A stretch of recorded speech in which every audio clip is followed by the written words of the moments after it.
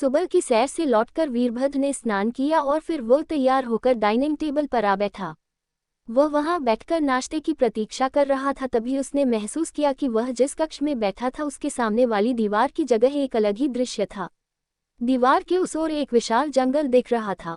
उस जंगल में तरह -2 के जंगली जानवर और पंछी भ्रमण कर रहे थे। दूर ऊंचे -2 पहाड़ों की विशाल श्रृंखला दिखाई पड़ रही। पहाड़ से झरना गिरकर झील के रूप में बदल रहा था। पहले तो उसे ऐसा प्रतीत हुआ कि उस दीवार पर किसी ने एक बड़ी तस्वीर लगा दी है।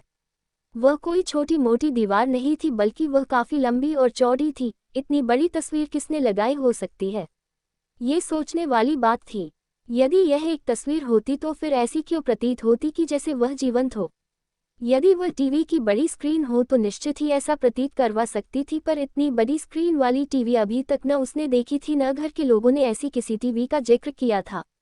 वह उस दृश्य को देखने में इतना तल्लीन हो गया था कि उसे पता ही नहीं चला कि कृत्या कब नाश्ता और दूध उसके करीब रखकर चली गई थी। वह दोबारा दूसरा पराठा लेकर आई, फिर भी वीरभद्र उसी स्थिति में उसे बैठा हुआ मिला। वह आश्चर्य में भरकर कभी वीरभद्र को देख रही थी और कभी उस दीवार की ओर जिस पर उसकी निगाहें गड़ी हुई थी।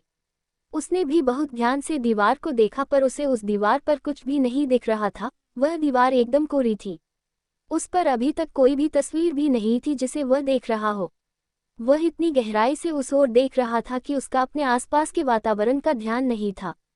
वीरभद्र जी, यह क्या है? आपका पराठा बिल्कुल ठंडा हो रहा है, जल्दी से खाओ। कृत्या ने वीरभद्र के ध्यान को भंग करने का प्रयास किया। कृत्या का यह प्रयास आखिर काम आया और वीरभद्र का ध्यान भंग हो गया। उसने दीवार से ध्यान हटाकर कृत्या की ओर देखा और फिर चौंक कर बोला, 11 कृत्या, उस ओर देखो। उस दीवार की ओर उस पर एक अजीब सा दृश्य दिख रहा है। ऐसा प्रतीत हो रहा है जैसे उस दीवार की दूसरी ओर एक और दुनिया है। वीरभद्र ने कृत्या से कहा, अरे महाबली, कैसी बातें कर रही हो? उस दीवार के उस ओर तो शर्मा जी का मकान है। यह अपनी दीवार अपारदर्शी है, कैसे कुछ दिखाई पड़ सकता है? कृत्या ने आश्चर्य में भरकर वीरभद्र से कहा, तुम मान रही हो प्रिय? तो देखो ध्यान उस दीवार की ओर, तुम्हें खुद ही पता चल जाएगा कि मैं सही कह रहा हूँ। वीरभद्र ने कृत्या से कहा और फिर वापस दीवार की ओर देखा। इस बार आश्चर्य की बारी उसकी खुद की थी।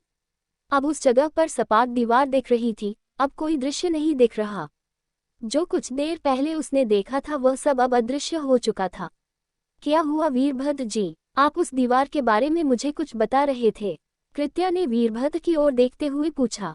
कृत्या, अभी तो उस जगह कुछ भी नहीं दिख रहा प्रिय, लेकिन कुछ समय पूर्व उस स्थान पर मुझे कुछ अद्भुत दिखा था, वीरभद्र ने कृत्या से कहा। वीरभद्र की बात सुनकर कृत्या आश्चर्य में पनकर पराठा बनाना भूल आई थी। वह तेजी से दौड़कर करीब बनी रसोई में गई तो देखा पराठा जल चुका था।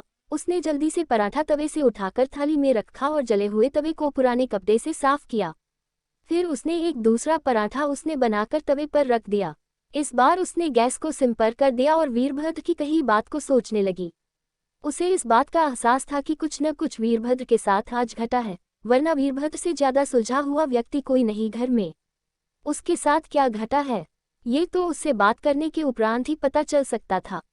वह दूसरा पराठा फैलने लगी थी। वह तुरंत इसलिए वापस नहीं गई थी कि वह वीरभद्र को समय देना चाहती ताकि वह उसके साथ घटी इस घटना को पूरी तरह समझ सके। विगत के कुछ महीनों में उसके साथ क्या -2 हुआ था, ये बात उससे बेहतर कौन जान सकता है। उसके जैसे आदमी के जीवन का लक्ष्य मानवीयता की सेवा है। ऐसे आदमी की जिंदगी में कब क्या घट जाए कुछ भी कहा नहीं जा सकता। आज उसके साथ जो कुछ भी घटा है वह निश्चित ही उसके जीवन से जुड़ी किसी घटना का असर है। अभी वह इस विषय पर कोई बात नहीं करेगी। वह प्रतीक्षा करेगी कि वह खुद कब उससे इस विषय पर बात करता है। वह एक सुलझा हुआ उच्च स्तर का व्यक्ति है। ऐसे लोग हर समस्या को सुलझाने में सक्षम होते हैं। उसने गर्म दोनों पराठे सेके और तश्तरी में रखकर वह वीरभद्र के पास ले आई। उसने देखा कि वीरभद्र अब बिल्कुल सामान्य है और उसके परोसे हुए पराठे को बड़े चाव से खा रहा था।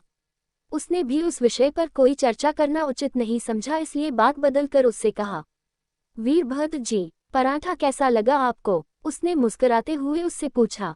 बेहतरीन, आज और दिनों से ज्यादा स्वादिष्ट और कुरकुरा लगा, और यह शिमला मिर्च की भरवा सब्जी तो बहुत ही जायकेदार लग रही है। बड़े चाव से पराठा खाते हुए वीरभद्र ने कृत्या से कहा। उसने खुद को अभी की घटना से हटाकर सामान्य कर लिया था।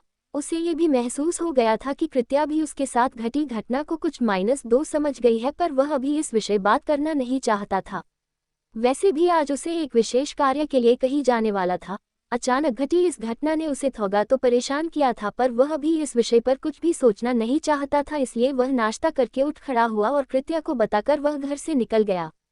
जाते वक्त उसने कृत्या को इतना जरूर कहा कि वह थोड़ा सावधान रहे, इस नई घटना का होना कुछ नया घटित होने का संकेत है।